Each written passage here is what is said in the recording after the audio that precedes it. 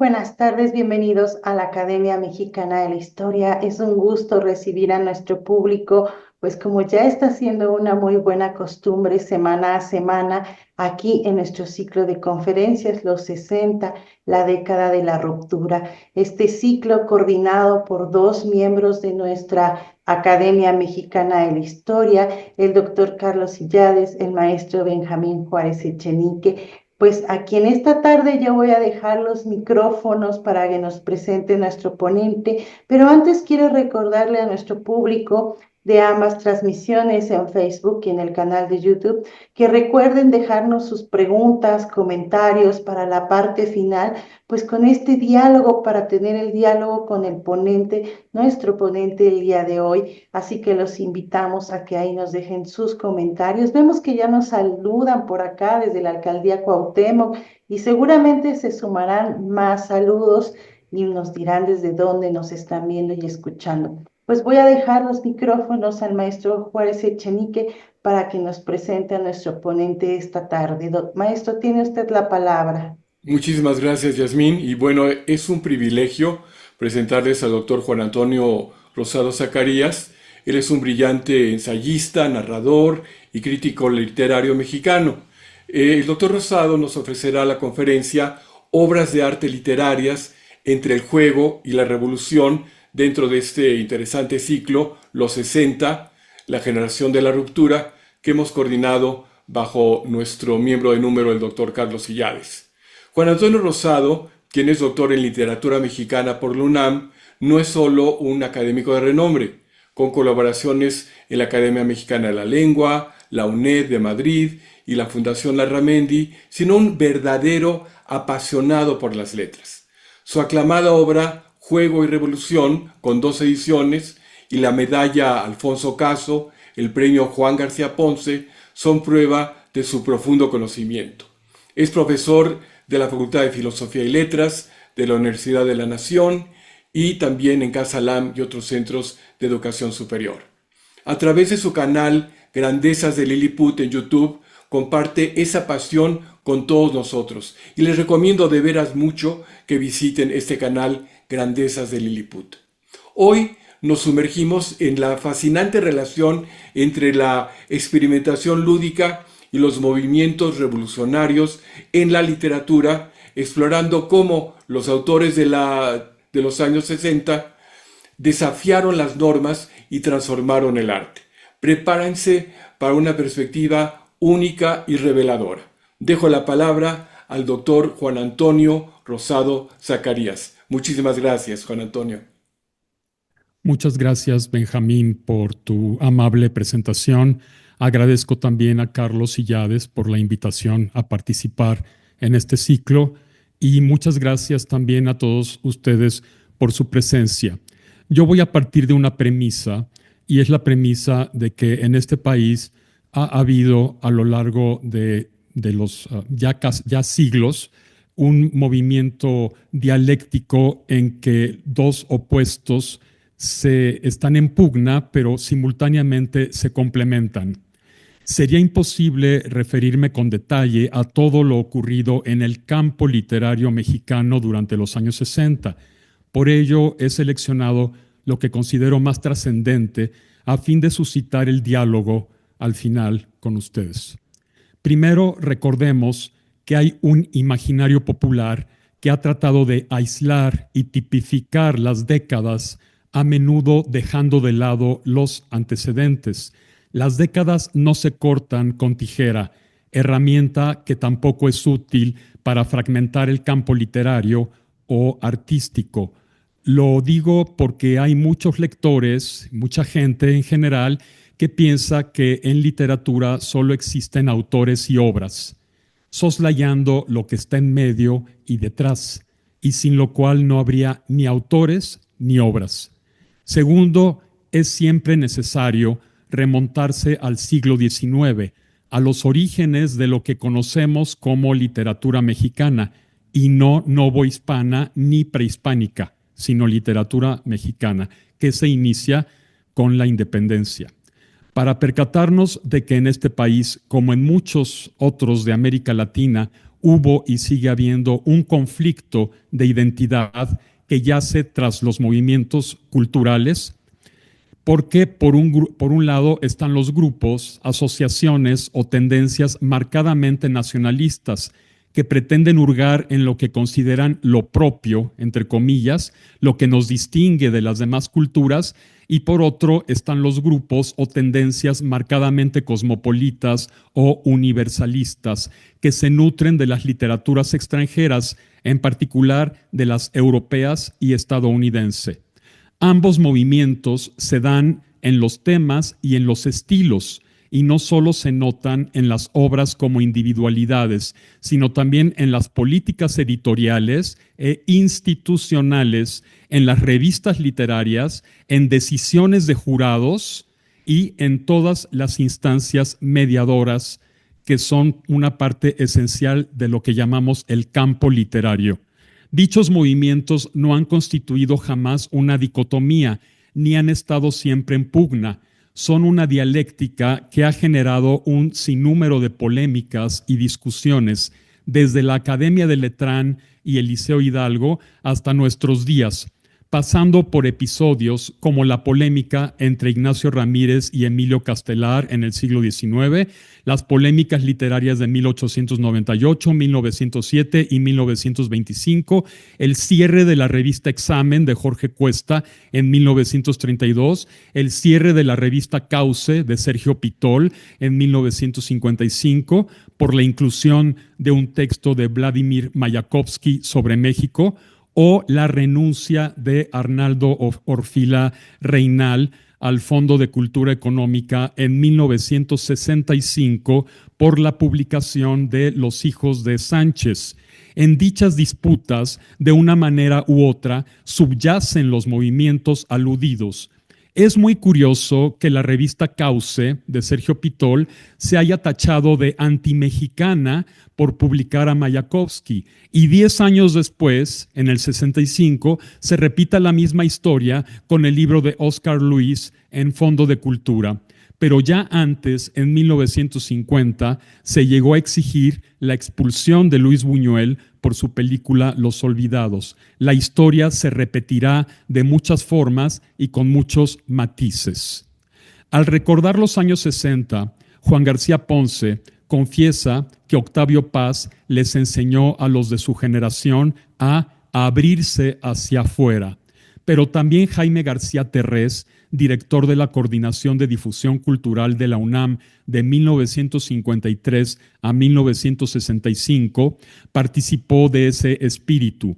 En una conferencia en el Palacio de Bellas Artes, de una conferencia del 6 de noviembre de 1959, titulada El ambiente literario de México, García Terrés defiende la postura cosmopolita y la tradición literaria de nuestro idioma. Para él, lo importante es la defensa de lo nacional, pero no como nacional, sino como humano.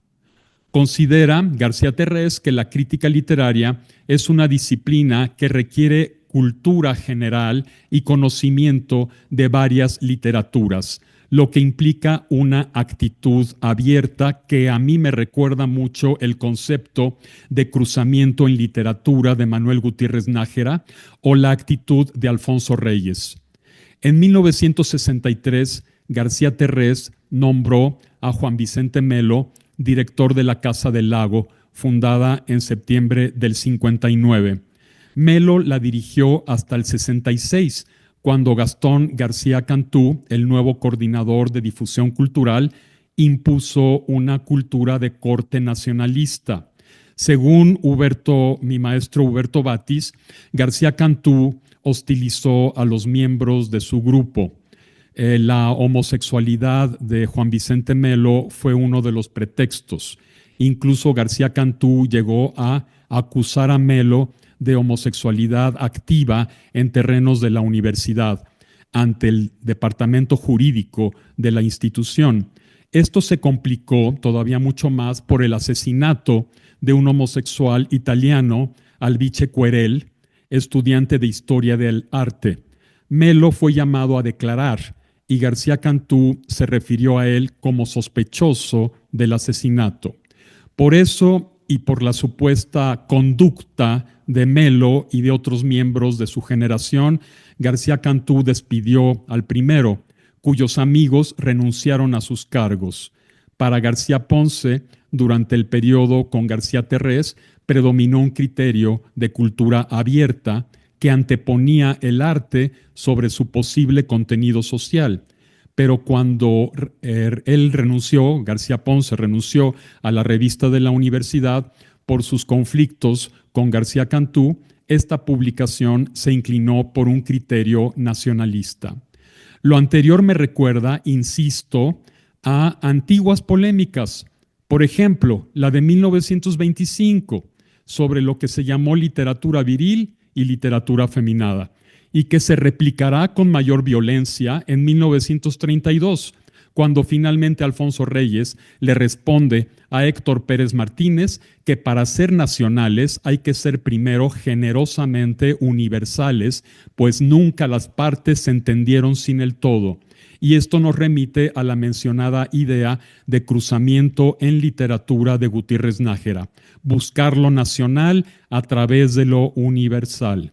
Entonces, si tuvimos a autores como Hermilo Abreu Gómez, que defendieron lo castizo y lo nacional contra otros considerados europeizantes e incluso afeminados, entre comillas, y si durante las décadas de los 20 y 30 prevaleció el nacionalismo, la literatura de contenido social, los temas del petróleo, del indígena o de la revolución como consecuencias de una guerra civil que duró 10 años, ya en los años 40 y 50, sin renunciar a la problemática nacional ni a los temas anteriores, se incorporará a la literatura mexicana una gran cantidad de recursos, procedimientos, estructuras y estrategias que la harán cada vez más propositiva, hasta cierto punto experimental, fragmentada y compleja, tal como ocurrirá en los años 60, sobre todo antes de 1968.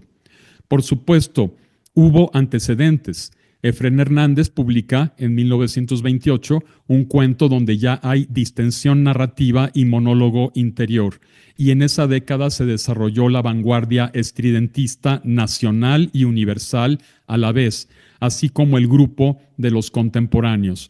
También en el 28 Javier Icaza publica Panchito Chapopote, narrativa híbrida, experimental y humorística, a la vez nacionalista y alejada del tono trágico de una obra del mismo tema. Me refiero a Oro Negro de Francisco Monterde, quien será, por cierto, director de la Academia Mexicana de la Lengua de 1960 al 72. Y si en los años 30 prevalecieron los temas como el petróleo, los indígenas, la revolución, la injusticia social, el campo, con un estilo más o menos convencional, ya en los 40 y 50, sin abandonar esos temas, autores como José Revueltas, Agustín Yáñez, Juan Rulfo y Rosario Castellanos irán incorporando nuevos recursos y técnicas narrativas cada vez más audaces y propositivas, como el intersubjetivismo y el monólogo interior. Sería cansado mencionar la cantidad de matices que de los 20 a los 60 tuvieron el nacionalismo y el cosmopolitismo, pues tal como es fácil deducir, ha habido muchos modos de entender cada movimiento en la medida en que el país se transforma y, como afirma Octavio Paz, el mexicano no es una esencia, sino una historia.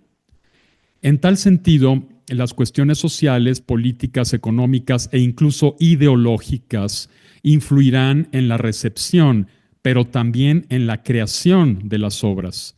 Solo pensemos en que, de forma paralela a las expresiones y experiencias literarias cosmopolitas y de ruptura, irrumpe una cada vez más definida y afinada conciencia política y nacionalista en la intelectualidad latinoamericana a raíz de las invasiones estadounidenses a la soberanía de pueblos como el guatemalteco en 1954, el panameño en 1964, el vietnamita también en el 64 y el dominicano en el 65.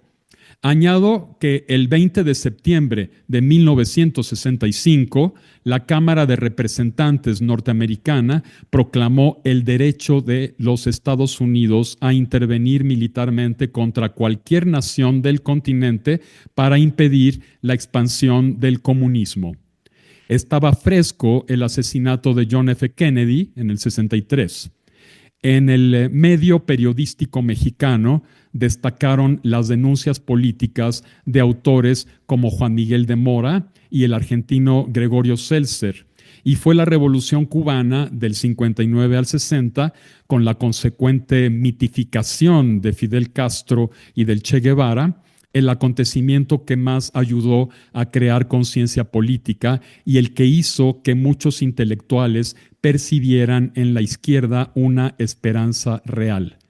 La fundación en Cuba de Casa de las Américas y de sus concursos literarios en 1960 constituyó un signo destacado de lo anterior, así como la proyección de Cuba hacia América Latina y de esta hacia aquella. En 1961, en sus palabras a los intelectuales, Fidel Castro habla del revolucionario, del contrarrevolucionario y del honesto, a quien se le debía convertir en revolucionario, indecisión reflejada en una novela de la época, Memorias del Subdesarrollo, de 1965, del cubano Edmundo Desnoes. Sin embargo, una parte de los intelectuales latinoamericanos se decepciona del castrismo al percatarse de que en Cuba se atentaba contra la libertad de expresión y se pretendía que el escritor escribiera determinadas obras, las que le convenía al Estado, controladas por la UNEAC. En 1966, a los pocos días de que salió a la venta Paradiso, de José Lezama Lima, la obra fue retirada de las librerías en Cuba. Se publicará en México en 1968. Además, se le prohíbe publicar a Antón Arrufat y luego, en 1971, el poeta Heberto Padilla es encarcelado por el régimen castrista. Todo esto produjo un divorcio y una reconsideración de su actitud política por parte de algunos autores. Años antes, en México, José Revueltas, quien por su crítica al marxismo dogmático contra los curas rojos había sufrido una polémica por su novela Los días terrenales en 1949, fue de nuevo expulsado del Partido Comunista en 1962, el mismo año del asesinato del líder agrarista Rubén Jaramillo y de su familia. El Partido Revolucionario Institucional, aferrado al poder, no escatimó represiones como la de los ferrocarrileros en el 59, la de los médicos en el 65 y la del movimiento de los normalistas. No es casual que en 1966 haya aparecido una investigación como La democracia en México de Pablo González Casanova. El poder militar invadió varias universidades: Morelia en 1960, Sonora en 1961 y Ciudad Universitaria en la capital en 1968.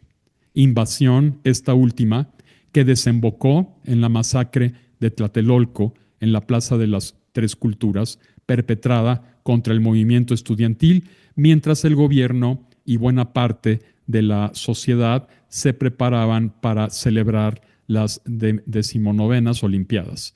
El movimiento estudiantil del 68 y la masacre del 2 de octubre propiciaron la creación de obras que en conjunto forman ya toda una corriente literaria cuyos rasgos son la inevitable politización, la denuncia y en general el empleo del realismo y de los asuntos nacionales.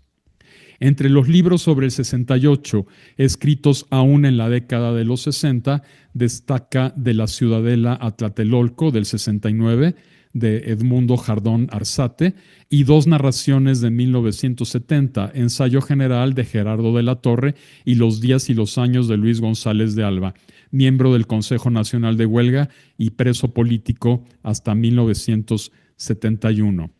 En el 69 se publican varios textos: el poema Manuscrito de Tlatelolco, de José Emilio Pacheco, recogido en No me preguntes cómo pasa el tiempo; la obra de teatro Octubre terminó hace mucho tiempo, de Pilar Retes; y un libro que inaugura los ataques anticomunistas y cuya posición fue contra el movimiento estudiantil, Tlatelolco, Historia de una infamia, de Roberto Blanco Moeno.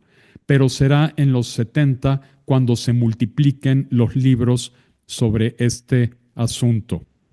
Un episodio anterior en el rubro político nacional lo constituye la polémica entre el periodista Manuel Marcué Pardiñas, fundador en 1960 de la revista Política, y un grupo de colaboradores: Fernando Benítez, Víctor Flores Olea, Carlos Fuentes, Enrique González Pedrero y Francisco López Cámara, quienes a mediados de 1964 pidieron a Marcué que eliminara sus nombres de la lista de colaboradores. Para estos intelectuales, la revista asumió de repente posiciones unilaterales e intransigentes frente al desarrollo de la política nacional e internacional.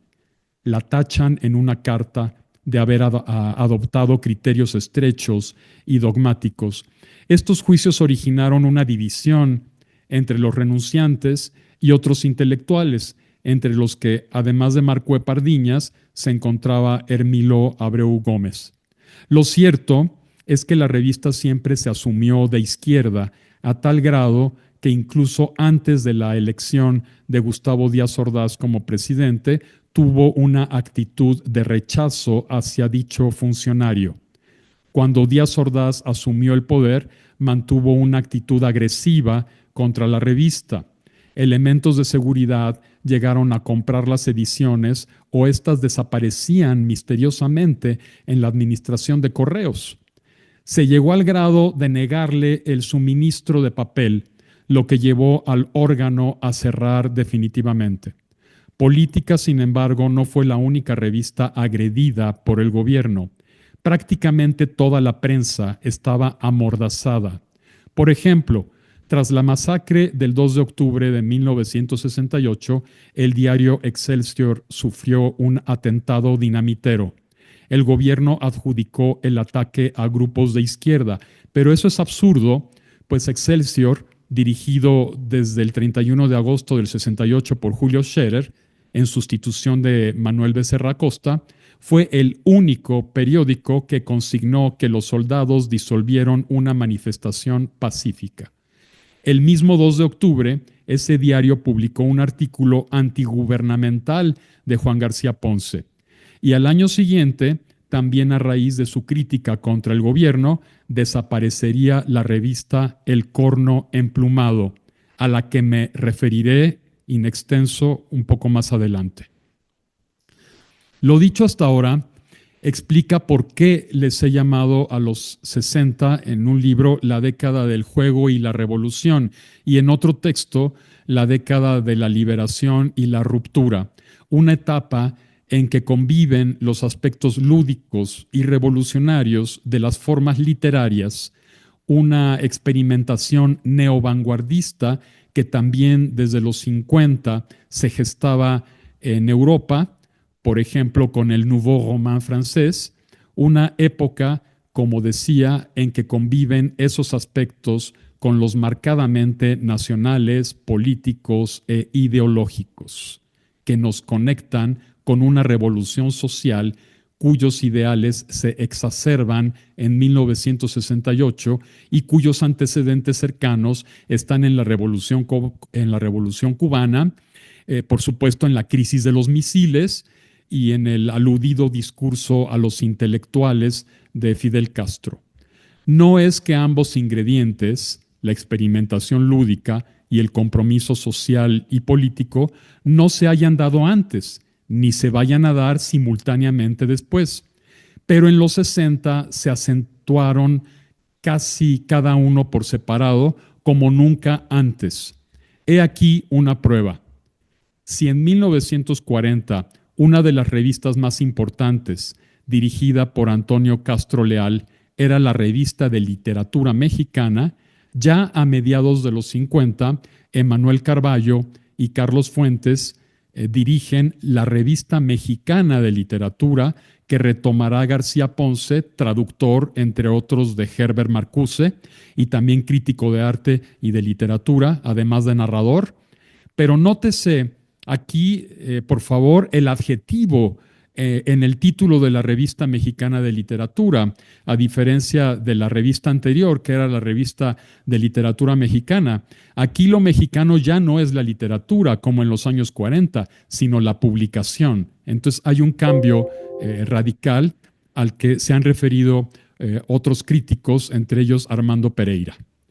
Bien, en cuanto al aspecto lúdico y esteticista, el movimiento escénico, poesía en voz alta, surge en 1956, pero sus repercusiones en la renovación artística penetran la siguiente década. El grupo fue patrocinado durante casi toda su vida por la Dirección de Difusión Cultural de la UNAM, a cargo de García Terrés, y con la coordinación del Teatro Universitario de Héctor Mendoza. Los primeros directores fueron Octavio Paz y Juan José Arreola. Participaron Antonio Alatorre, José de la Colina, Margit Frank, León Felipe, Sergio Fernández, Carlos Fuentes, el mismo García Ponce, Elena Garro, Juan José Gurrola, María Luisa Mendoza, Alfonso Reyes, quien murió, por cierto, a finales de 1959, y José Emilio Pacheco. Pintores como Juan Soriano o Leonora Carrington se encargaron de la escenografía y el vestuario. Tradición y vanguardia se fusionaron y los rasgos antisolemnes rompieron con el realismo en el Teatro Nacional. Imaginación y sensibilidad se armonizaron con el carácter experimental y la calidad creativa. Para muchos, poesía en voz alta dio nacimiento al llamado teatro experimental en México, cuyo único antecedente claro fue el Teatro de Ulises durante los años 20, con el grupo de contemporáneos y el patrocinio de Antonieta Rivas Mercado. El último programa de poesía en voz alta se estrenó en 1963.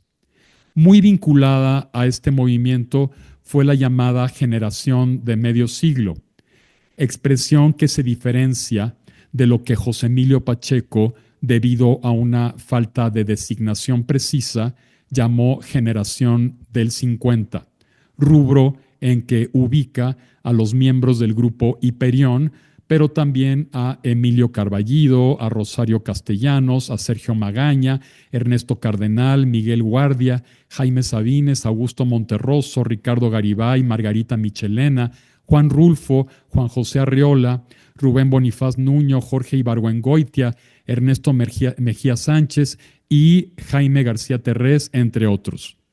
El término generación de medio siglo fue utilizado por Wigberto Jiménez Moreno con distinto criterio: englobar a los nacidos entre 1921 y 1935, por lo que ni Arreola ni Rulfo serían parte de esta generación.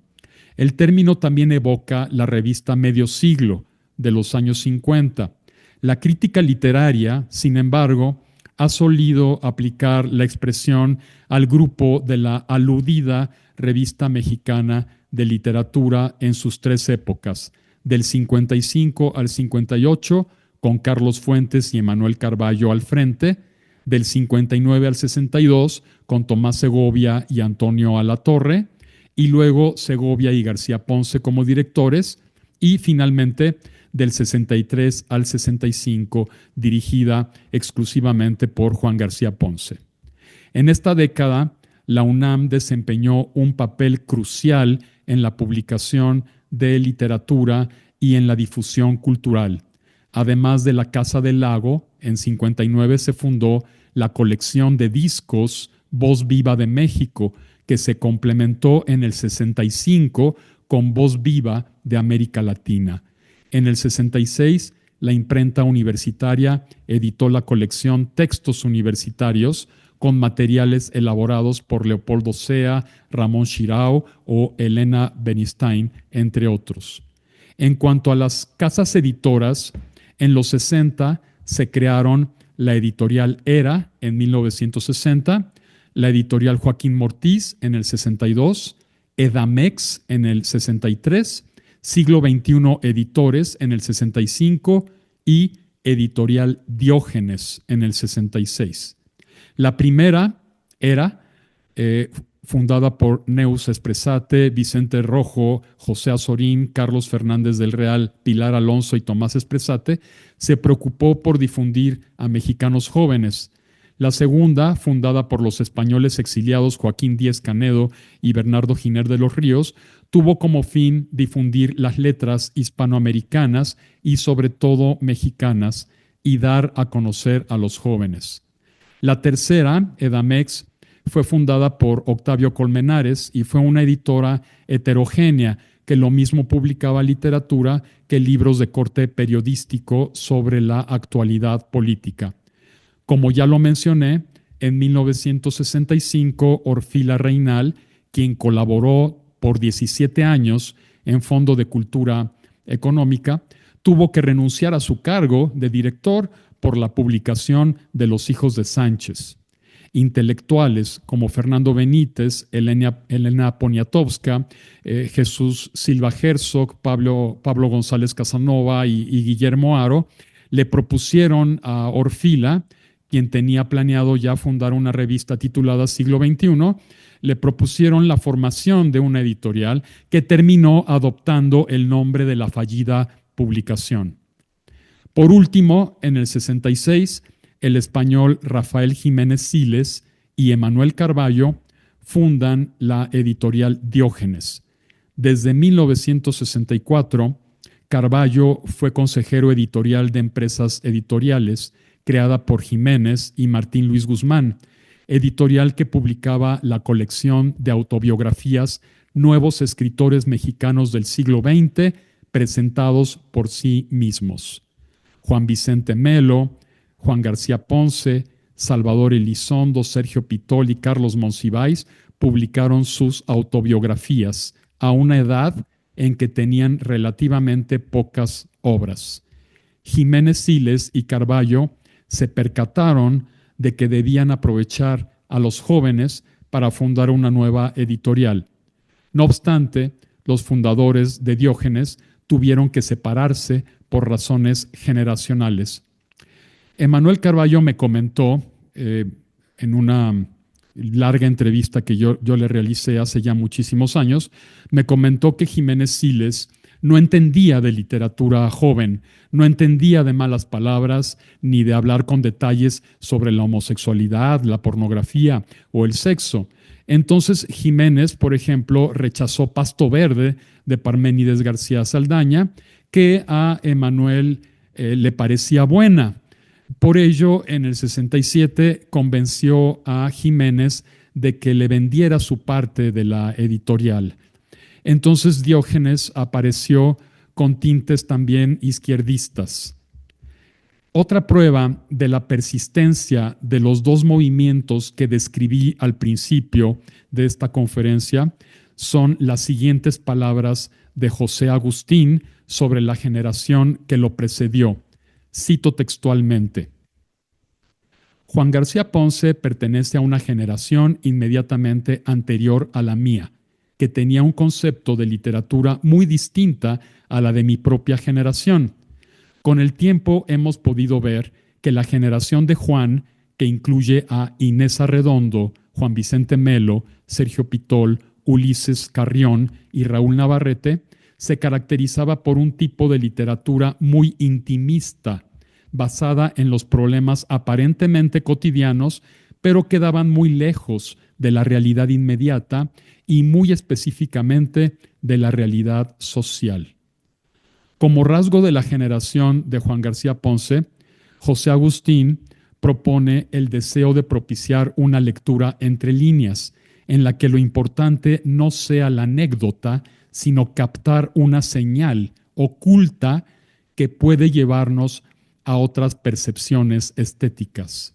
Es claro que José Agustín se refiere a libros como La Señal, de 1965, de Inés Arredondo, o Farabev, también de 1965, de Salvador Elizondo. En este punto, José Agustín compara a García Ponce con Elizondo, para después comparar su propia generación con la anterior. Lo cito nuevamente. Mi generación, dice Agustín, se inclinó más a una reconexión con la tradición popular y con la presencia de la modernidad a través de la música rock, el cine, la televisión y los medios, por lo que fueron generaciones bastante encontradas, lo que nos impidió tener una relación personal. Nótese la palabra de José Agustín, reconexión. Lo que Margot Glantz llamó literatura de la onda, en contraste con el culto a la escritura como tal, se ha situado en la segunda mitad de los años 60 con la aparición de novelas como La tumba del 64 de José Agustín, Gazapo del 65 de Gustavo Sainz y De perfil del 66 del mismo Agustín. En el 68 se publica Pasto Verde de García Saldaña, obra de tinte popular con un estilo experimental. Como ya lo mencioné, mi maestra Margot Glantz, en el prólogo a la Antología Narrativa Joven de México del 69, se refirió a la onda y al cuento de José Agustín, ¿Cuál es la onda?, del libro Inventando que sueño del 68, año en que José Agustín también publica un libro de ensayos sobre rock, la nueva música clásica. Dato muy importante porque la generación de la onda fue marcada por esta música, hecha por y para jóvenes. La rebeldía, las drogas y las denuncias contra la guerra de Vietnam y el autoritarismo, los hippies y sus comunas de amor y paz, se hacen patentes en actitudes y canciones. Todo esto se suma a lo que la historia inmediata llama revolución sexual de los 60, que para Masters y Johnson fue en realidad un renacimiento, pues en las comunidades agrícolas la igualdad sexual de la mujer jamás fue un problema. Así es, la igualdad sexual de la mujer cobra auge en esta década de los 60, al igual que la mayor aceptación del psicoanálisis que desinhibía las zonas sexuales. La anticoncepción existe por lo menos desde los antiguos egipcios, pero en 1958 se publican los primeros resultados de la anticoncepción hormonal. La cómoda píldora se vuelve símbolo de libertad sexual. Antes, en 1953, se funda la revista Playboy en Estados Unidos. En México ocurre algo similar en 1965. La revista Caballero calca de la revista Cavalier de 1952.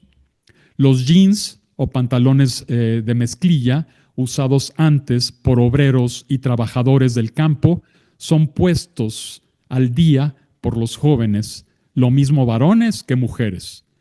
Los hippies los vestían como reacción contra el consumismo, pero paradójicamente, al popularizarlos, los convirtieron en mercancía de consumo masivo. En el México de los años 60, a la par de la apertura temática de la novela, la cotidianidad está marcada por el cada vez mayor consumismo. El deseo de modernidad y movilidad social es mayor que en los 50. Durante el sexenio de Díaz Ordaz se introdujo y difundió la tarjeta de crédito. La cultura de masas, el arte pop, la publicidad, la televisión, el supermercado y los electrodomésticos son ya parte de la cotidianidad. Reaparece la llamada literatura urbana. Carlos Fuentes publica La región más transparente en 1958, junto con Casi el Paraíso de Luis Spota y Ojerosa y Pintada de Agustín Yáñez, ejemplifica una literatura en que la Ciudad de México y los contrastes entre una modernidad que intentaba imponerse y temas como la injusticia social, la mediocridad y la corrupción cobran ya protagonismo. En los 60 surgen las primeras manifestaciones literarias importantes de tema homosexual, de modo explícito y no solo por la presencia de personajes con este gusto o con esta inclinación sexual. Digo importantes porque en realidad la primera novela de tema abiertamente homosexual data de 1906. Se titula Los 41, novela crítica social de Eduardo A. Castrejón, obra que alude al muy sonado episodio del México de 1901, el de los 41. Y esta novela de Castrejón, sin embargo, está sumergida en un moralismo convencional. Tanto Castrejón como Federico Gamboa, siguiendo los parámetros católicos, consideraron la homosexualidad como pecado contra la naturaleza o vicio impuro. En realidad, la novela de Castrejón es una novela homofóbica. Bueno, lo interesante es que la siguiente novela de tema gay en México no aparecerá hasta 1964, El diario de José Toledo, de Miguel Barbachano Ponce, pariente, por cierto, de Juan García Ponce. En este mismo año se publica 41, o El muchacho que soñaba en fantasmas, de Paolo Po, con seguridad seudónimo de Manuel Aguilar de la Torre. Allí aparece ya la palabra homosexual, acuñada en 1869. Alberto X. Teruel, seudónimo de Octavio Varona, publica en el 68 Los Inestables, también de tema homosexual. Pero es el michoacano José Ceballos Maldonado quien incorporará el tema homosexual sin concesiones en las letras mexicanas, despojándolo de culpa y de conflicto interior en su novela, muy buena por cierto, titulada Después de todo, y publicada también por Editorial Diógenes en 1969. Allí, en esta obra de Ceballos Maldonado, el cínico profesor de química Javier Lavalle confiesa sus amoríos con sus alumnos. El pederasta los seduce con dinero u obsequios. Ceballos Maldonado se adelanta a la llamada literatura homosexual que llegará a su auge en los años 70 y 80. En el mismo año de publicación de esta novela, Después de todo, en el 69, cerca de Nueva York, grupos de homosexuales luchan por sus derechos de reunión en bares sin ser discriminados o agredidos por las autoridades. Esta resistencia originó las marchas del orgullo gay organizadas año tras año en varias ciudades del mundo. En los 60 se impone la literatura intimista. Los temas épicos son reemplazados por lo cotidiano, que irrumpe con nuevos sentidos.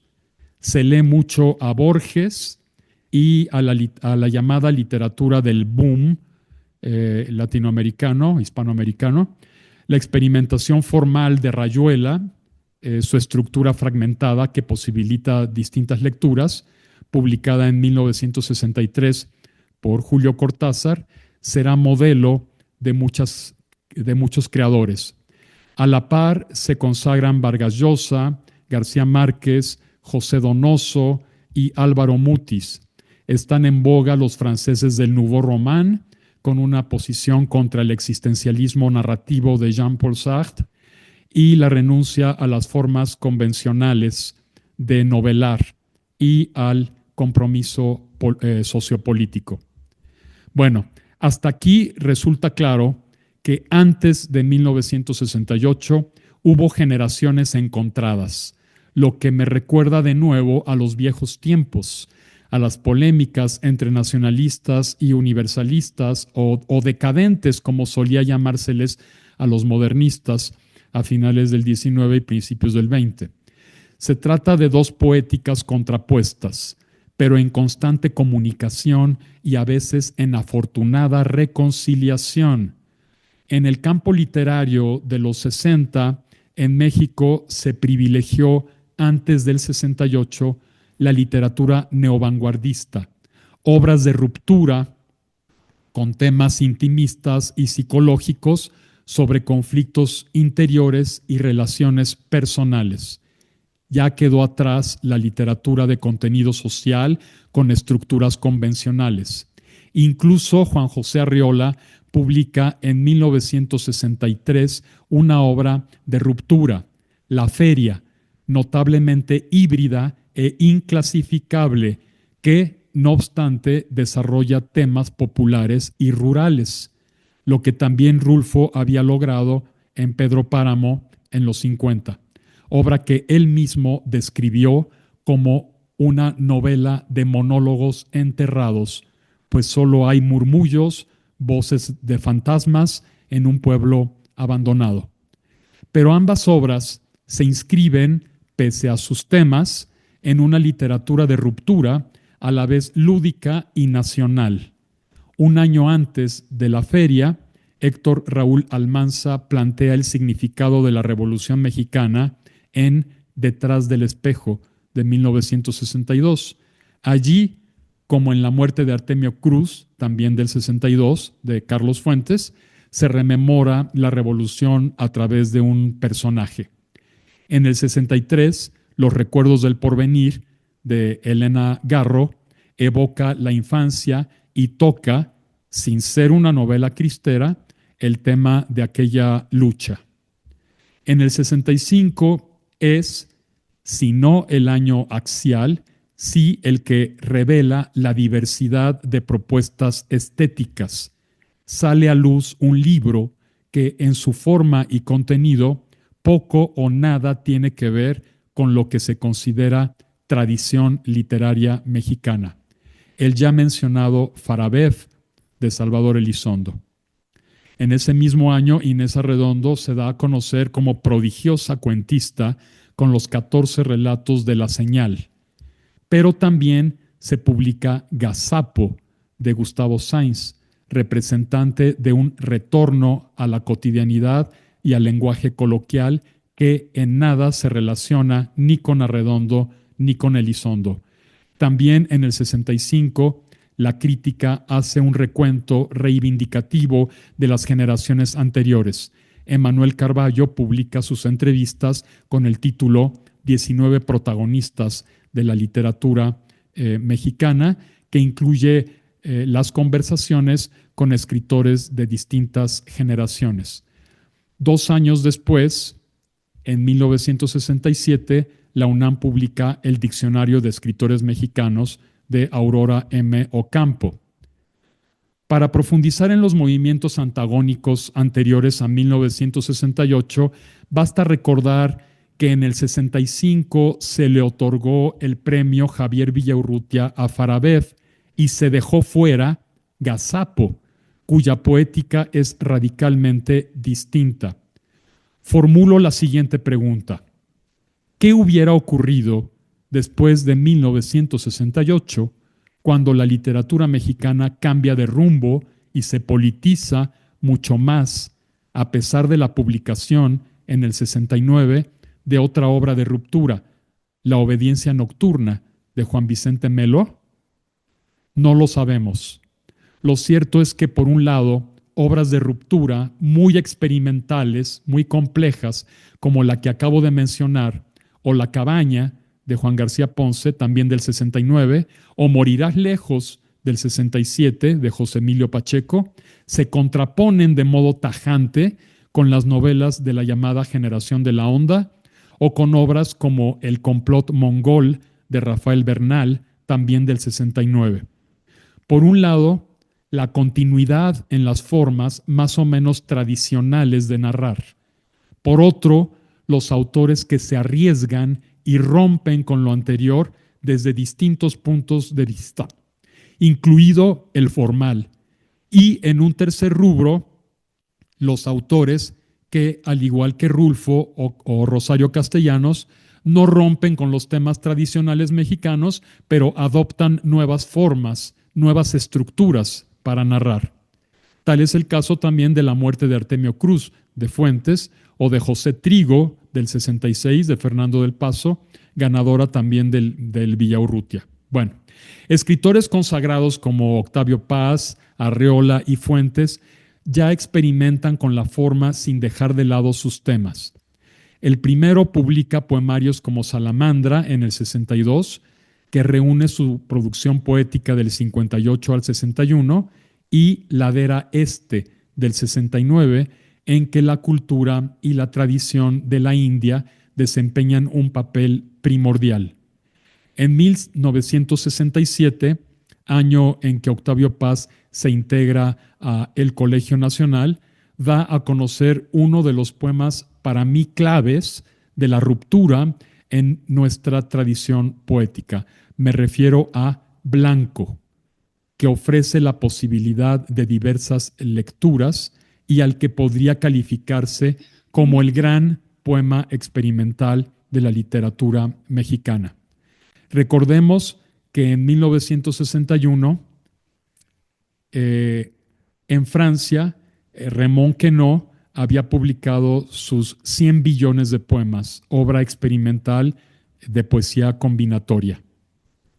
En narrativa, Fuentes da lo mejor de su producción, La muerte de Artemio Cruz, que retoma la revolución desde una óptica distinta a la de los narradores tradicionales de este tema, y experimenta con la forma y con el uso circular de las tres personas gramaticales.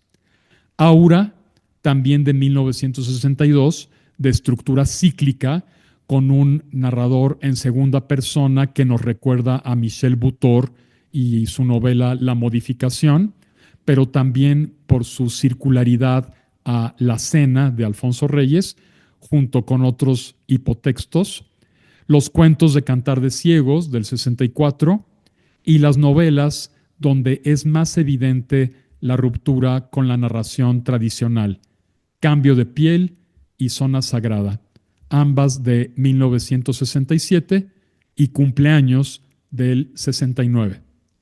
La experimentación en México se desborda todavía más con la estancia de 12 años en nuestro país del vanguardista chileno Alejandro Jodorowsky, quien dirigió obras de Samuel Beckett en 1960, año en que, dicho sea de paso, se funda también la Filmoteca de la UNAM.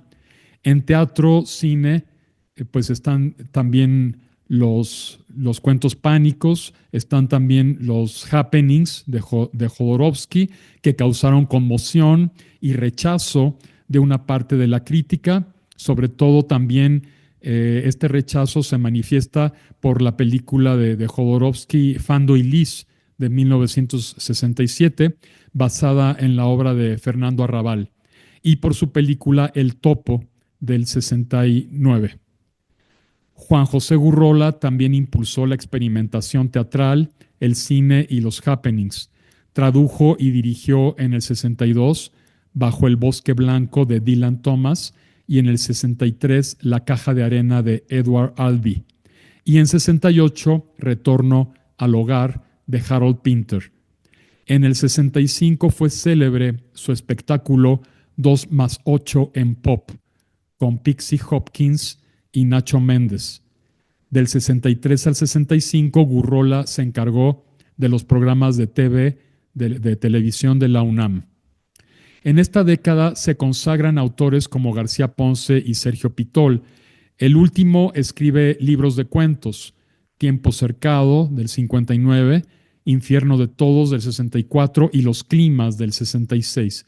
Y fue también uno de los autores que en los 60 estuvo más distanciado de México. Como ensayista y crítico de arte, Juan García Ponce fue el más prolífico de su generación. Es autor de obras como Nueva visión de Klee, del 66, y La aparición de lo invisible del 68, así como de un libro donde combina el ensayo literario con la crítica de arte. Me refiero a Cruce de Caminos, de 1965, y otros que se refieren solo a literatura, como Cinco ensayos del 69 y El reino milenario del 70. Como narrador, Juan publica 2 libros de cuentos, Imagen Primera del 63 y La Noche también del 63, y 7 novelas, Figura de Paja del 64, La Casa en la Playa del 66, La Presencia Lejana del 68 y La Cabaña del 69. Y en el 70 publica 3 novelas, La Vida Perdurable, El Nombre Olvidado y El Libro. Colaboró en la adaptación para cine del cuento de Inés Arredondo, La Tsunamita, película dirigida por Héctor Mendoza, y en el guión, junto con Gurrola, de Tajimara, su propio cuento, película del 64, basada también en este cuento homónimo, Tajimara. Y los 2 cortometrajes forman parte de Amor, Amor, Amor, estrenada en el 65. Hay narradores que se iniciaron antes y que, si bien no llevan la experimentación al extremo de Elizondo, de Pacheco o de Melo, exploran zonas y contenidos alejados de los temas tradicionales o mexicanos, entre comillas. En los relatos de Una Violeta de Más, Francisco Tario explora de nuevo lo fantástico, este es del 68, explora la anormalidad, explora la pesadilla. Edmundo Valadez, ya conocido en la década anterior, publica en el 66 otro libro de cuentos, Las dualidades funestas. Un autor con gran capacidad para crear situaciones, ambientes y personajes convencionales, Jorge López Páez, publica varias obras, Los invitados de piedra del 61, Hacia el amargo mar del 64, Pepe Prida en el 64 y Mi hermano Carlos del 65. Y muy distinto es Sergio Galindo, con novelas como El bordo del 60, La comparsa del 64 y Nudo del 70. Un lugar aparte merece Luisa Josefina Hernández. Para mí una de las mejores dramaturgas y también novelistas. Como novelista imprimió profundos elementos dramáticos y psicológicos y a la vez trató sus temas con originalidad, sencillez y realismo. Su producción en los 60 abarca novelas como La Plaza de Puerto Santo del 61, Los Palacios Desiertos del 63 y su excelente Nostalgia de Troya del 70. Hernández ya se había iniciado como dramaturga a principios de los 50 y también impulsó el teatro mexicano en los 60, con La Paz Ficticia, Historia de un Anillo, Escándalos en Puerto Santo, La hija del rey o Electra o Quetzalcóatl.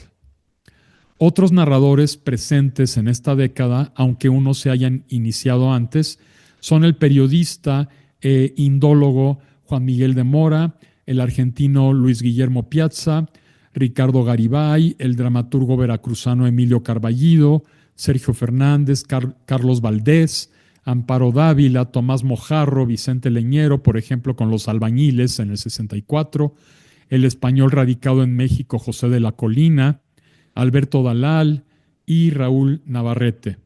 En general, la literatura de contenido social se aminora frente a la complejidad psíquica de los personajes y la injerencia de una vanguardia que con el influjo de autores estadounidenses o europeos va cobrando cada vez más fuerza. En los 60 se abre un panorama poético heterogéneo. Al morir Alfonso Reyes en el 59, en cierto sentido, Octavio Paz ocupa ese vacío. Él fue maestro de varias generaciones y en su poesía aceptó el cambio, la renovación, la ruptura. Si Piedra de Sol fue su gran poema de los 50, Blanco del 67 es el experimento poético de los 60. La tipografía y el empleo de colores son imprescindibles. La encuadernación subraya la presencia del espacio que sostiene la escritura. Blanco, donde erotismo y escritura establecen estrecha unión, ofrece la posibilidad de varias lecturas. Ya hablé hace rato de un antecedente francés que es Raymond Queneau, pero Paz, en esta época, hay que recordarlo también, del 62 al 68, fue embajador de la India, cargo que abandonó este último año, en el 68. Su estancia en India fue fructífera por su cercanía con el arte, las literaturas, las filosofías de ese subcontinente. Hinduismo y budismo, tantrismos budista e hinduista, producen una fascinación que se refleja en Ladera Este, que reúne poemas del 62 al 68. Su fascinación por Oriente fue tal vez similar a la de Alfonso Reyes por Grecia. En el prólogo al volumen 10 de sus obras completas, Octavio Paz confiesa que sintió, como T.S. Eliot en su juventud, el impulso de convertirse al budismo.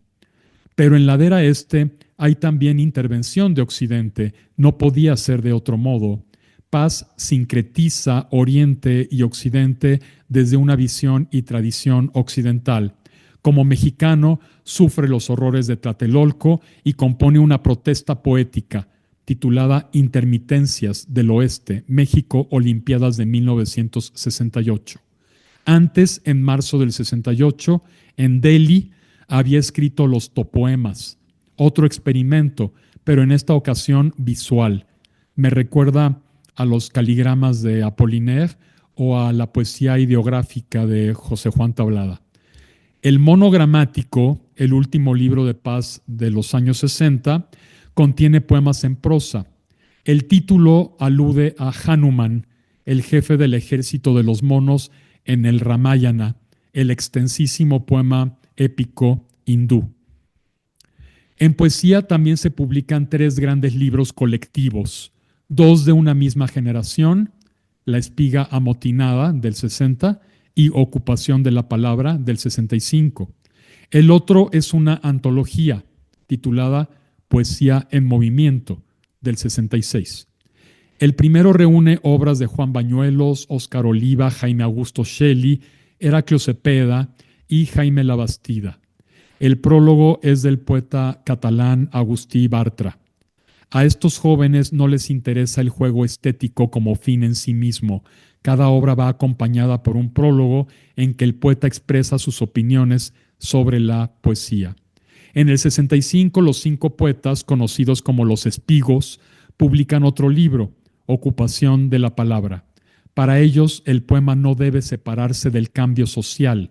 Palabra y acción van unidas.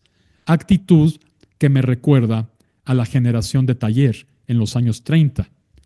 El otro volumen colectivo es del 66, con un prólogo de Octavio Paz. Se titula Poesía en movimiento, con selecciones y notas de Paz, Alichu Macero, José Emilio Pacheco y Homero Aridgis. El criterio del volumen no es cronológico ni temático. Se funda en la convicción de un proceso circular. La búsqueda de un futuro termina siempre con la reconquista de un pasado, advierte Octavio Paz, quien agrega que este libro no es una antología, sino un experimento. Un experimento basado en la noción de tradición de la ruptura, la tradición que rompe con la tradición. El libro rompe también con la antología tradicional. Paz no busca la continuidad de la poesía mexicana a partir de autores consagrados, ni entiende el pasado como inicio de esa continuidad, sino al revés. Mira el presente como comienzo y el pasado como fin. Paz y sus colegas recibieron críticas por no haber incluido a diversos poetas. Una de las más interesantes, a mi juicio, fue la de los escritores Huberto Batis, Arredondo y García Ponce, en el sentido de que para Paz la poesía de Jorge Cuesta no está en sus poemas, sino en la obra de aquellos que tuvimos la suerte de escucharlo, dice textualmente. Pero independientemente de sus carencias, Poesía en Movimiento tuvo decisiva influencia, por lo menos en las 2 décadas siguientes.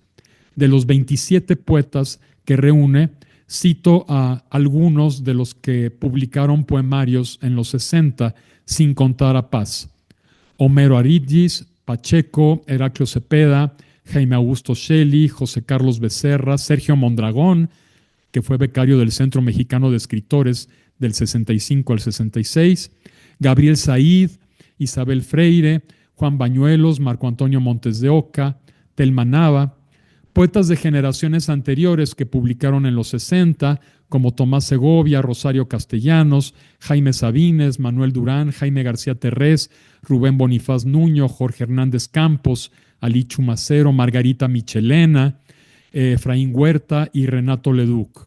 Entre los poetas no incluidos en esta antología, además de Cuesta, se encuentra Eduardo Lizalde, cuyos primeros poemarios son del 56. De él afirma Paz en el 86 para justificar el que no haya aparecido en su antología. Dice textualmente: un nombre que ha cambiado nuestro paisaje poético, Eduardo Lizalde. Unos años antes de la publicación de Poesía en Movimiento, era conocido por un libro inteligente y al mismo tiempo sensible, Cada cosa es Babel, de 1960. 10 años después, en el 70, publicó El tigre en la casa. Fue el año de su aparición. La aparición de un poeta verdadero tiene algo de milagroso. Hasta aquí, Octavio Paz. Los 60 se cierran con la publicación en el 70 de Adrede, el primer libro de Gerardo Denis, que también abre la siguiente década y en el que los críticos han percibido algunos rasgos de este poeta: una constante ironía y antisolemnidad, el uso de la cotidianidad y de la subversión aunados a un lirismo sensual y a un rebuscamiento que se mezcla con la llaneza de un lenguaje escueto. Sobre Adrede, dice Octavio Paz, estamos ante una poesía en la que reina la sensación y en la que todo, sin excluir a las ideas y a las nociones de ciencia, posee consistencia, el espesor y la temperatura de los objetos físicos. Me referiré ahora brevemente a las revistas literarias de la época, además de los suplementos culturales México en la Cultura del periódico Novedades y de la Cultura en México de la revista Siempre, y de los periódicos El Universal y El Nacional. En 1962, con la fundación de un nuevo diario de tendencia izquierdista llamado El Día, de Enrique Ramírez y Ramírez, aparece cada domingo el suplemento El Gallo Ilustrado, dirigido por Alberto Beltrán. El primer número se dedicó a Carlos Pellicer, de quien apareció un poema inédito. El Gallo Ilustrado contó con colaboradores como el poeta Raúl Renán, Salvador Elizondo, María Luisa Mendoza, Manuel González Casanova y Demetrio Aguilera Malta. En los 60 seguía publicándose la revista Ábside, fundada en el 37 por Gabriel Méndez Blancarte y que llega a su fin en el 63, y la revista Nivel, fundada en el 59, dirigida por Germán Pardo García y Carlos Pellicer. Más importante fue El Cuento, fundada por Edmundo Valadez en el 39, que debido a la escasez de papel como consecuencia de la Segunda Guerra Mundial tuvo que ser interrumpida, pero reaparece en el 64 en una segunda época con un nuevo brío y mayor calidad. Nuevo brío que se manifiesta con la aparición de un concurso de cuentos convocado por la publicación. Otra revista que continúa en la década es Universidad de México, y entre las muchas revistas fundadas ya en los 60 destacan Cuadernos de Bellas Artes, Cuadernos del Viento, El Reilete, Snob, El Corno Emplumado, Pájaro Cascabel, Diálogos y Mester. Para concluir este recorrido, me referiré brevemente a cada una de estas revistas. El Instituto Nacional de Bellas Artes inicia en el 60 la revista Cuadernos de Bellas Artes, que va del 60 al 64, dirigida primero por Wilberto Cantón y después por Elías Nandino. Entre los colaboradores están Andrés Enestrosa, Francisco Monterde, Rodolfo Usigli, Rafael Solana, Josefina Vicens, Luis Cardosa y Aragón, Rosario Castellanos, García Ponce, Enriqueta Ochoa y Agustín Yáñez. Este último, por cierto, funge como secretario de Educación Pública del 64 al 70. En agosto del 60, Huberto Batis y Carlos Valdés fundan Cuadernos del Viento, que llegó a funcionar como editorial. Su formato fue imitación de El Renacimiento de Ignacio Manuel Altamirano. Batis se basó en la idea de aquel escritor de establecer un órgano donde pudieran participar todos los creadores sin importar su ideología o procedencia. La revista contó con innumerables colaboradores.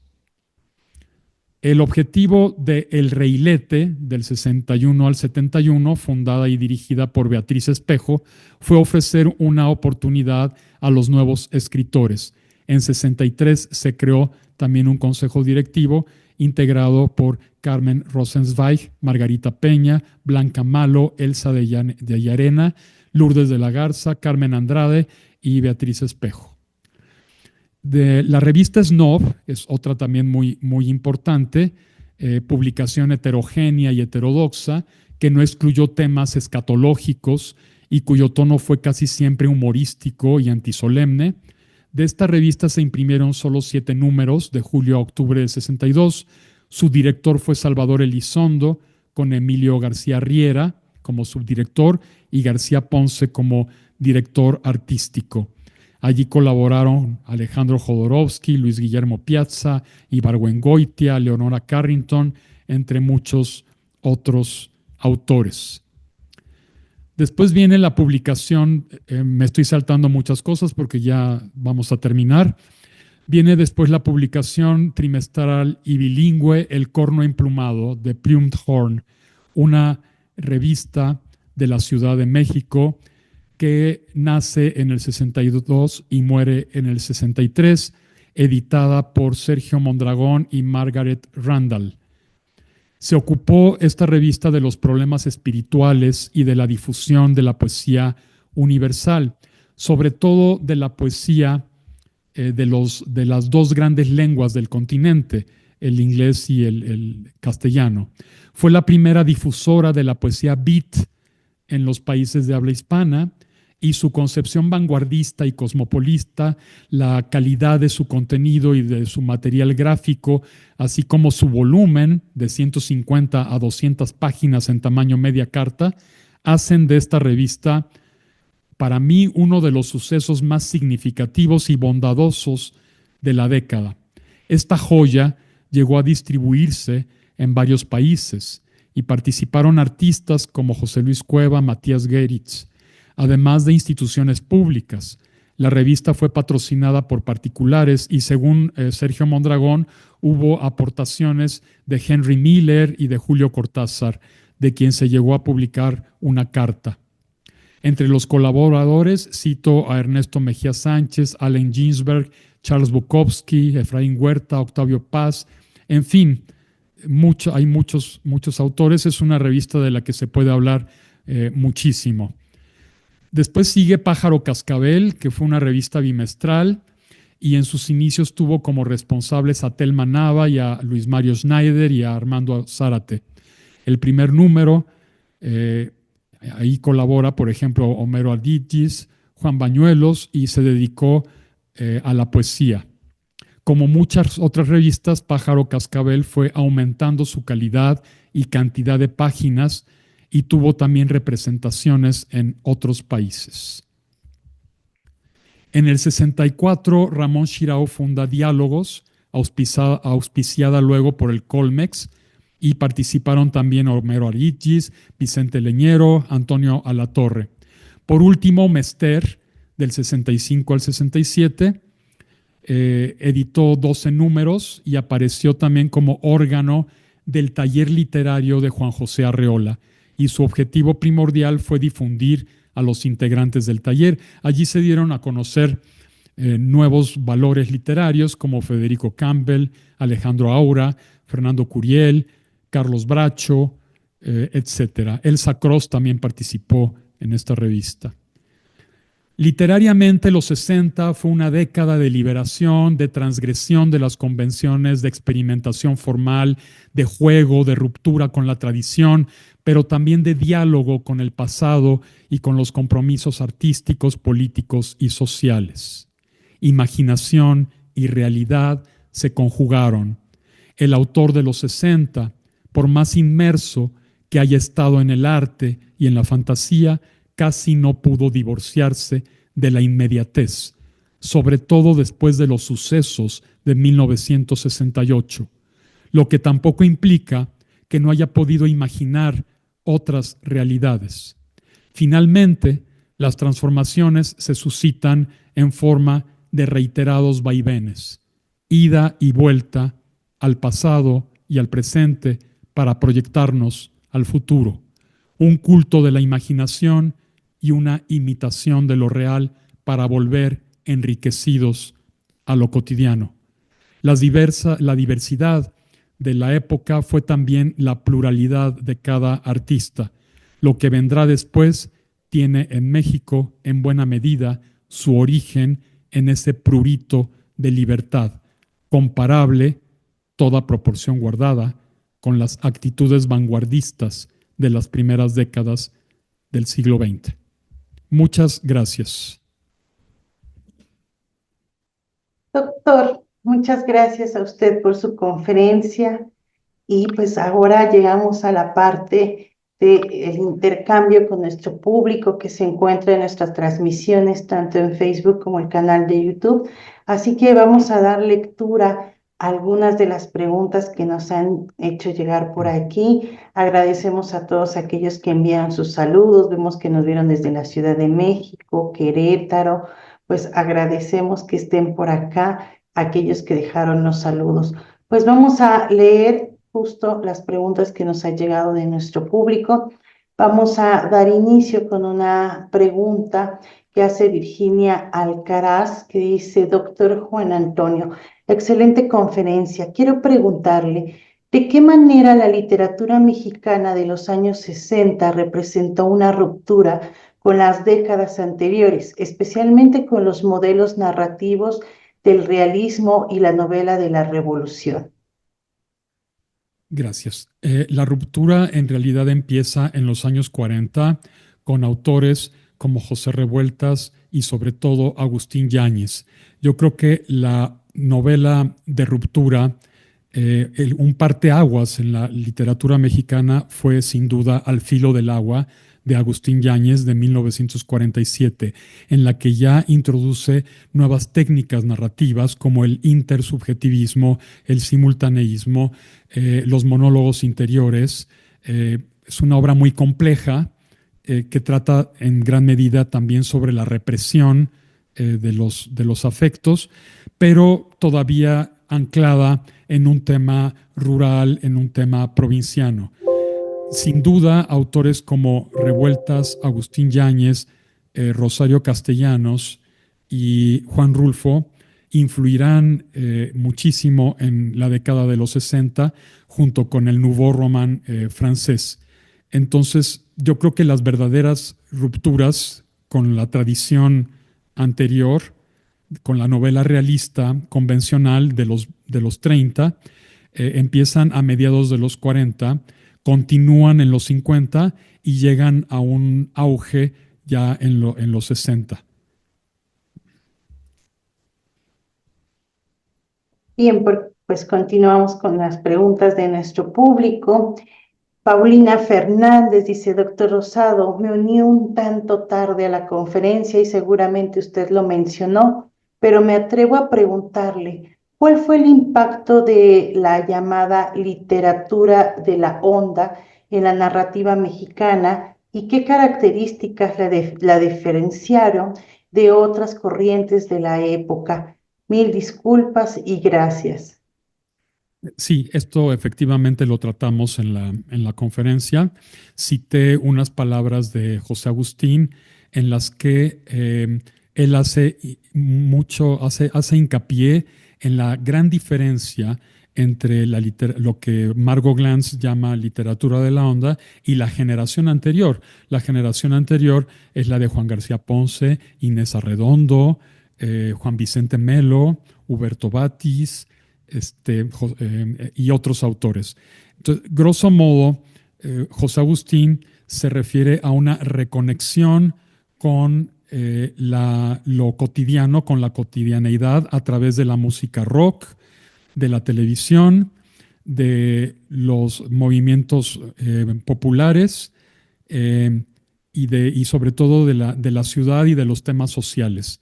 Y él diferencia su propia generación de la onda en la que están Gustavo Sainz, en la que están Parménides García Saldaña y él mismo, la diferencia de la generación anterior, porque para él la generación anterior hacía una literatura mucho más compleja, en la que se buscaba un efecto estético a través de alguna huella, de alguna señal que pues, nos llevaba a otros niveles de lectura muy, muy diferentes y a una complejidad mucho mayor, pero que para José Agustín estaba muy divorciada de los temas sociales. Entonces, una diferencia importante es que a los de la onda les interesaba lo coloquial, el lenguaje coloquial, les interesaba las manifestaciones de música popular, particularmente el rock, los movimientos sociales y en general, pues lo cotidiano.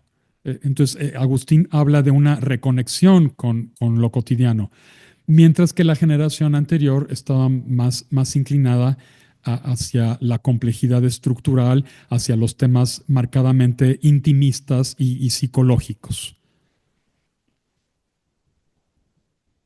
Bien, pues continuamos dando lectura a estas preguntas que nos hace nuestro público.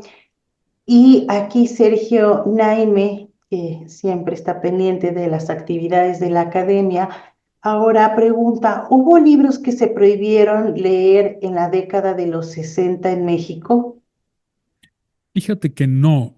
Yo platicando con Emanuel Carballo, yo le hice la misma pregunta porque su editorial Diógenes, la de Carballo, de la que hablé también en la conferencia, esta editorial que surge a raíz de que Emanuel Carballo no se llevaba con las ideas de Rafael Jiménez Siles, porque él trabajó en empresas editoriales. Carballo publicó un manual, no recuerdo ahora el autor, pero era un manual para hacer guerrilla urbana. Sí, que estuvo prohibido en varios países, estuvo prohibido en Francia, estuvo prohibido en muchos países. Y aquí en México tuvo 3 ediciones, me comentaba Carballo. Yo creo que la razón es porque aquí en México no ha habido, digamos, no es especialmente un país de lectores, ¿verdad? México en general, y más en esa época. Es muy curioso porque la película La sombra del caudillo de Bracho sí fue prohibida. Es decir, yo recuerdo que la vi clandestinamente cuando iba en la prepa. Entonces estuvo prohibida más de 30 años. La novela La sombra del caudillo de Guzmán, publicada en el 29, aunque antes había sido publicada en 3 periódicos de manera simultánea, en San Antonio, en Los Ángeles y en México. Martín Luis Guzmán estaba exiliado en Madrid. Cuando se publica por Espasa Calpe La sombra del caudillo en 1929, Plutarco Elías Calles la quiso prohibir La sombra del caudillo. Y Genaro Estrada le dijo, presidente Calles, si usted la prohíbe, va a circular con más ganas. No la prohíba. Y no la prohibieron. Pero cuando aparece la película en 1960, sí fue prohibida la película. Pues ¿por qué? Porque el cine es una manifestación artística de masas, mientras que un libro no ofrece tanto peligro como lo podría ofrecer una película. Entonces, hasta donde yo sé, no hubo hubo censura de revistas. Les quitaban el papel, por ejemplo, a la revista Política, ya hablé de esto, o, por ejemplo, se dejó de publicar la revista El Corno Emplumado. Pero esto se debió a los ataques frontales y directos contra el gobierno de Díaz Ordaz. Ujú. Es decir, también hay que recordar, Díaz Ordaz prohibió los conciertos de rock en México, mientras la dictadura de Franco, que en esa época, en los 60, estaba Franco en España, permitió que los Beatles hicieran su concierto en la Plaza de Toros de la Venta. En México a México no pudieron venir. Creo que vinieron de Animals, un grupo de rock, vinieron a principios de los 60, antes de Díaz Ordaz, pero yo creo que fue el último.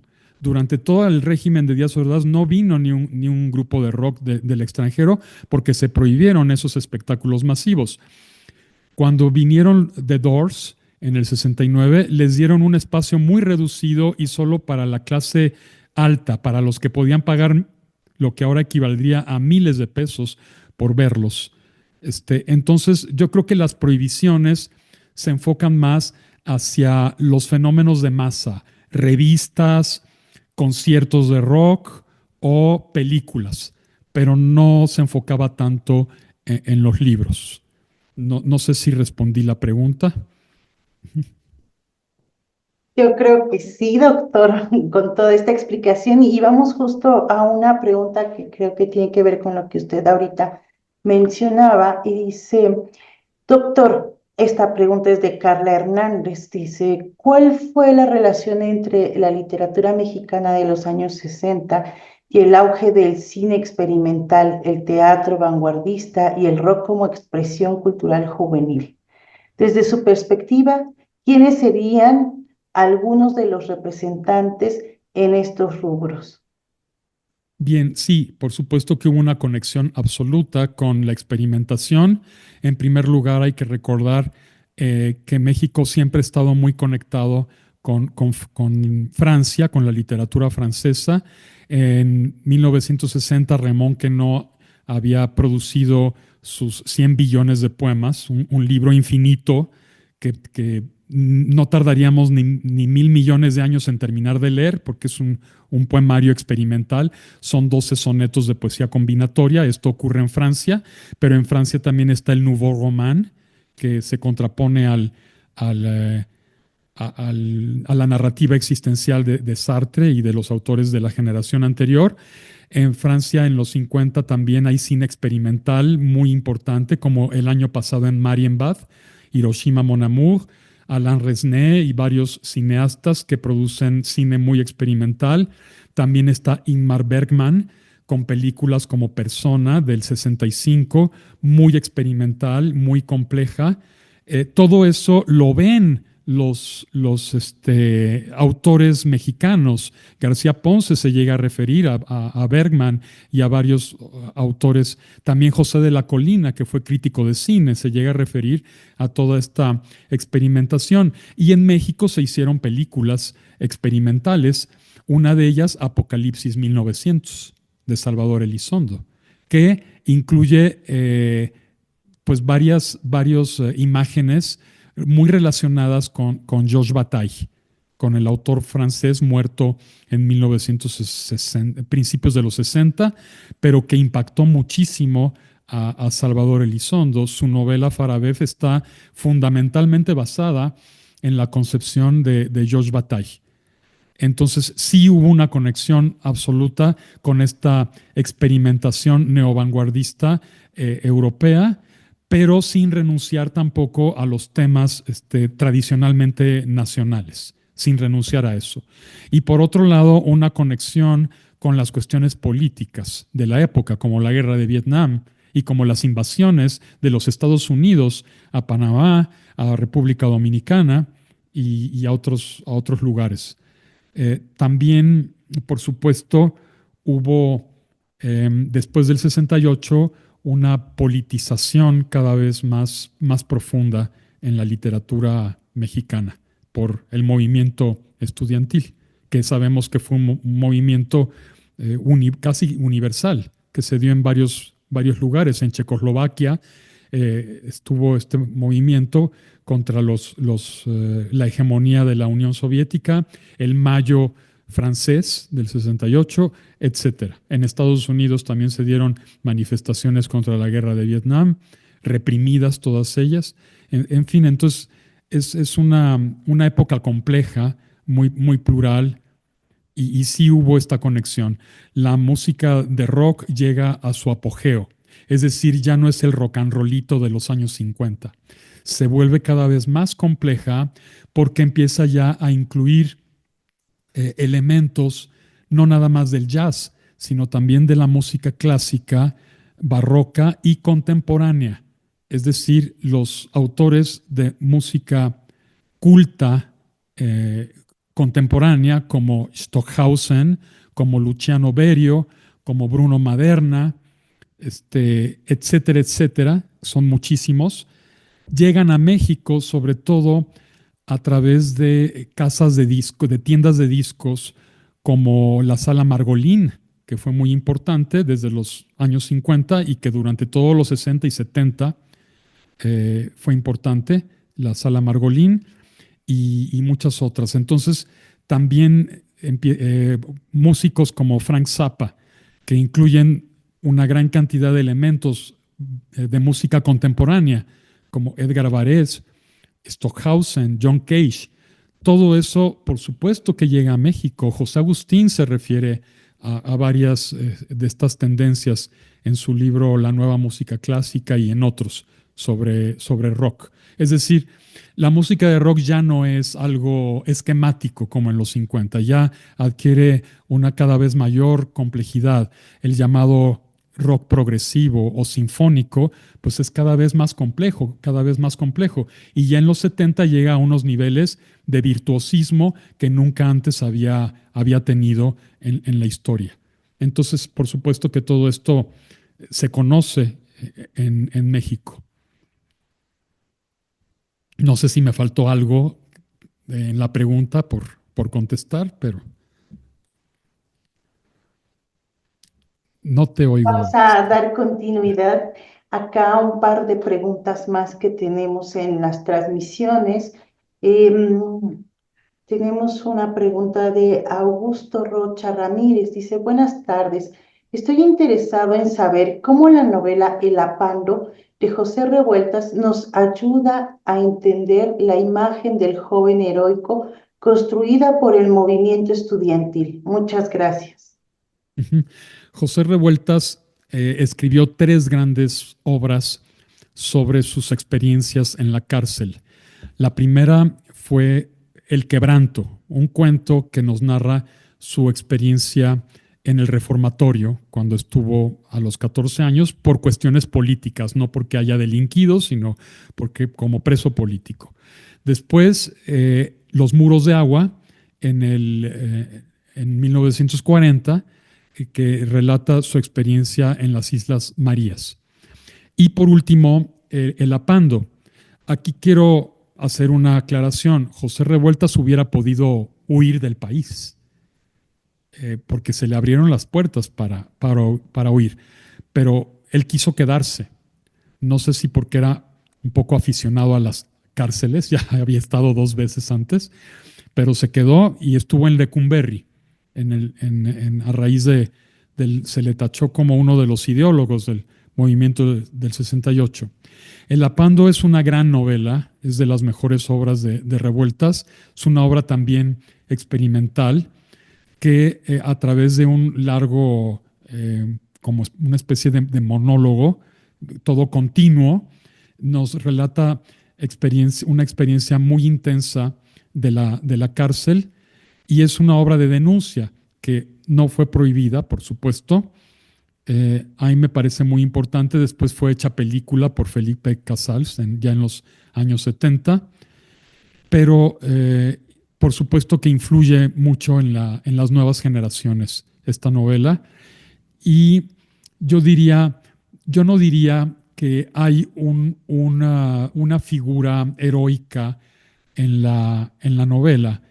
Yo diría que lo que se retrata es la injusticia, eh, porque, por ejemplo, uno de los personajes centrales se llama el Carajo, ajá, padece, está el tráfico de drogas por medio de la mamá de este personaje, y padece esta injusticia justamente en esa celda llamada el Apando, donde prácticamente se tortura psicológica y físicamente a a los encarcelados. Yo no diría que como tal hay una figura del héroe tradicional. Yo diría que es una obra muy compleja en la que no hay ni héroes ni antihéroes, sino que todos los personajes tienen esas contradicciones internas, porque en primer lugar, José Revueltas es un autor que le debe muchísimo a Dostoyevsky. Y en Dostoyevsky no hay ya héroes ni antihéroes. O sea, los personajes son muy complejos. Tradicionalmente, el héroe es el que porta los valores tácita o implícitamente, o a veces explícitamente, propuestos como positivos en el interior mismo de la obra por el autor. Pero aquí no hay eso. Aquí lo que hace Revueltas es mostrarnos una realidad, es exhibir una realidad cruda.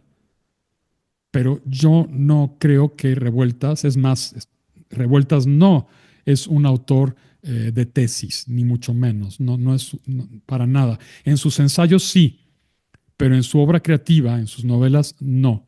Y tan es así que lo expulsaron 2 veces del Partido Comunista, justamente por sus críticas tácitas en los días terrenales y luego en los errores ante este dogmatismo de muchos comunistas mexicanos. No sé si respondí, espero que sí.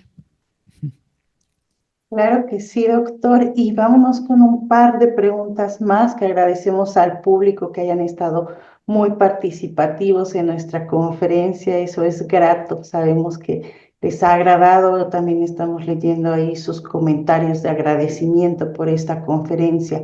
Saúl Jiménez dice, doctor Juan Antonio, ¿acaso la literatura mexicana de los años 60 dialogó con algunas corrientes literarias internacionales más allá del boom latinoamericano?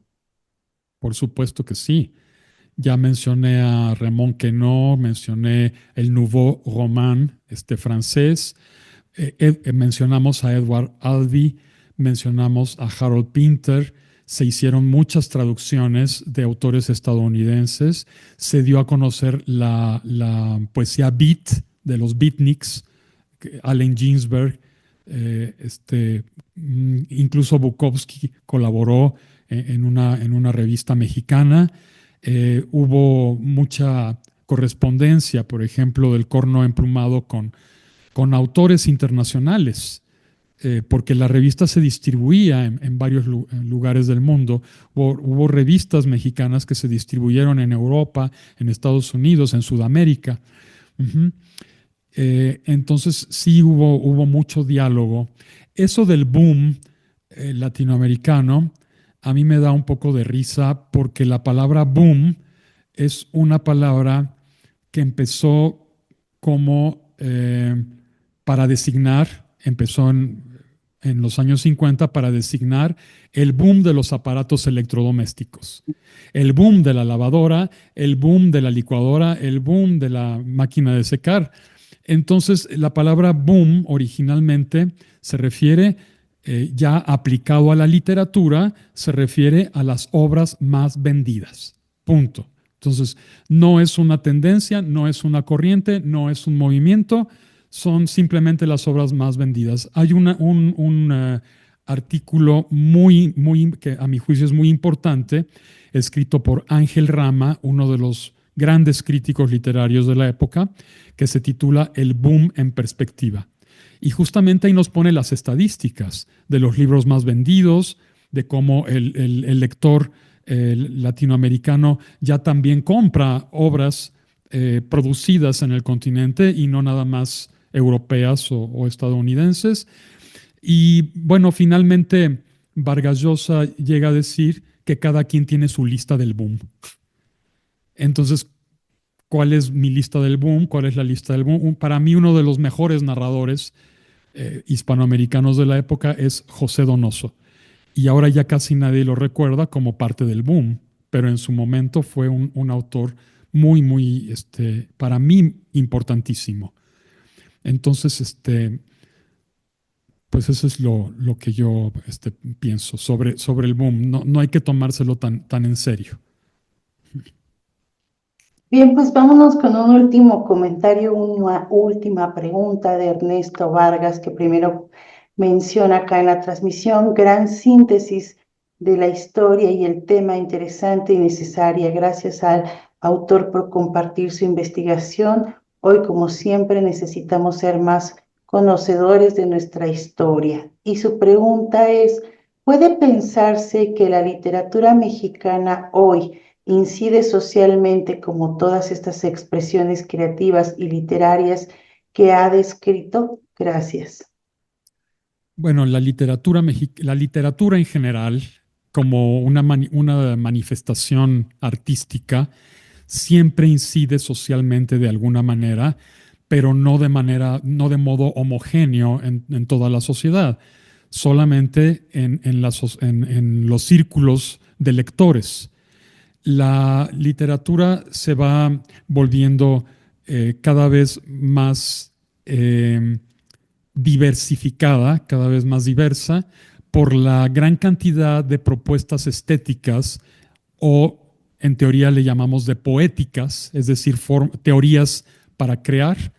Y yo creo que ahora más que nunca hay una gran pluralidad, y yo siempre he dicho, cada autor tiene sus lectores y cada lector tiene sus autores. Entonces, el campo literario es algo muy complejo en el que interviene no nada más la obra y el autor, sino que también intervienen las instancias mediadoras. En los años 60, en los 70, en los 80 y todavía en los 90, las instancias mediadoras tradicionales eran los suplementos culturales, las revistas, ciertos premios, ya mencioné editoriales, también librerías, las polémicas, etcétera, etcétera. Actualmente las instancias mediadoras se han diversificado a unos niveles en los que jamás antes hubiéramos pensado. Yo recuerdo cuando hicimos el Diccionario de Literatura Mexicana del siglo XX con Armando Pereira y Claudia Albarrán y Angélica Tornero, que contemplamos editoriales, bibliotecas, librerías, premios, revistas, suplementos culturales. Pero ahora nada más fíjense en la gran cantidad de revistas digitales, de programas de YouTube, todo lo que es el mundo virtual, digital, que ya está desplazando poco a poco el mundo impreso. Entonces, esto es infinito. Entonces, yo no puedo, con tal perspectiva, que además es muy difícil juzgar una época en la que se vive, es difícil contemplar a los contemporáneos. Es más fácil panorámicamente hablar de los años 20, de los 30, de los 40, de los 50, del siglo XIX, porque ya tenemos una perspectiva histórica. Pero actualmente lo que ocurre en la literatura, por supuesto que hay incidencia social, pero habría que hablar de círculos de lectores y habría que hablar de autores y de tendencias específicas. Y ahora hay tanta pluralidad, tanta diversidad de medios de expresión, de instancias mediadoras de la literatura en Internet y en todos lados, hasta librerías. Antes la enciclopedia más grande, más extensa del planeta era una enciclopedia china del siglo XV. 11,000 volúmenes que muchos fueron destruidos por la invasión de los ingleses a China. Ahora la enciclopedia más grande del mundo es Wikipedia. Antes una de las librerías más grandes y más importantes estaba curiosamente en México y en Nueva York también y en otros lados. Había librerías inmensas de 2, 3 pisos. Ahora la librería más grande es Amazon. ¿Sí? Y lo mismo ahora ya los autores pueden autopublicarse. Y entonces tenemos una complejidad, una diversidad impresionante que jamás antes habíamos tenido. Se dice que actualmente, yo no sé si sea cierto, pero se dice que actualmente hay más escritores que lectores. Entonces yo no sé, yo no conozco yo no creo tanto en las estadísticas porque siempre son un poco tramposas, ¿verdad? Porque se dirigen, hacen un conteo nada más de un puñado de gente, pero es muy difícil hablar de la literatura actual. Yo no sé, hay muchas propuestas estéticas, ni tampoco podemos. Yo he sido jurado en varios premios y he también ganado premios y les digo que los premios literarios es como jugar a la lotería.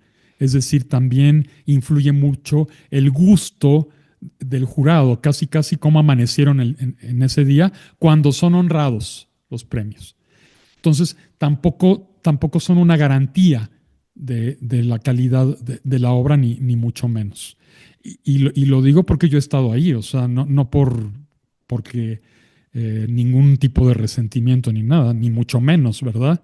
Así son las cosas. Y los premios son una instancia mediadora importante, no son nada desdeñable. Uh-huh. Como también lo son las editoriales, como también lo son las librerías y muchas otras. Todo eso pertenece al campo literario.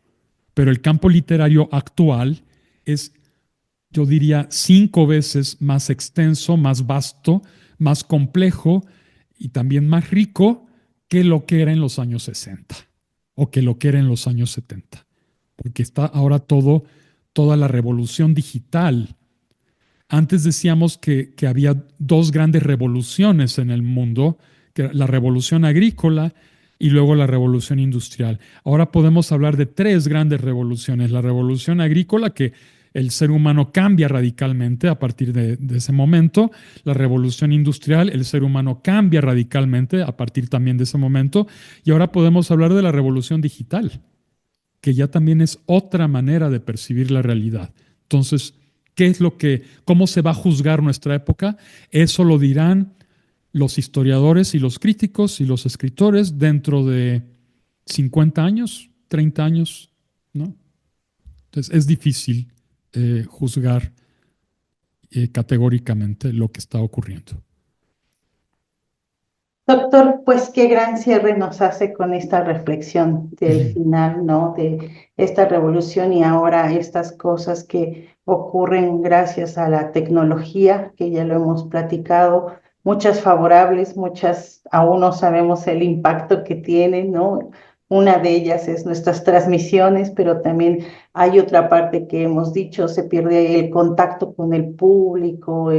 Hay cosas que han cambiado, pero también sabemos que gracias a ello, por ejemplo, tenemos gente de otros estados de nuestra república y países de América Latina que hoy puede escuchar estas conferencias. Pues no me queda nada más que agradecerle a usted su asistencia en este ciclo. Gracias por aceptar participar con nosotros en este ciclo de conferencias de la academia y pues agradecer a nuestro público que estuvo aquí pendiente de la transmisión tanto en Facebook como en el canal de YouTube. Gracias por sus comentarios, por sus preguntas y recuerden que los esperamos la próxima semana. Vamos a continuar el próximo 31 de marzo con la conferencia de la doctora Adela Pineda Franco, quien dictará la sesión Cultura de masas contra cultura y revolución en el imaginario del espagueti western. Así que los esperamos por aquí en una transmisión más de la Academia Mexicana de la Historia. Que tengan muy buena tarde. Hasta pronto. Gracias, doctor. Muchas gracias, Yasmín. Muchas gracias a todos por su presencia.